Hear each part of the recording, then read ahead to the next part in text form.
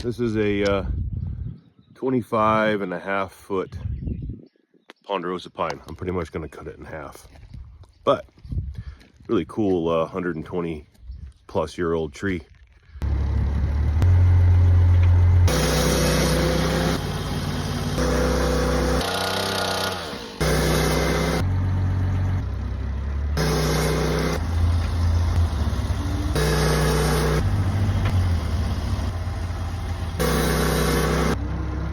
So those bigger logs just take a little bit. I got a nice big slab there. These are 8 by 5 beams there.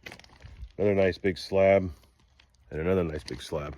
This is for a specific order, so straight. Make sure all the grain is nice and straight for beams, because you don't want them to dry and twist too bad.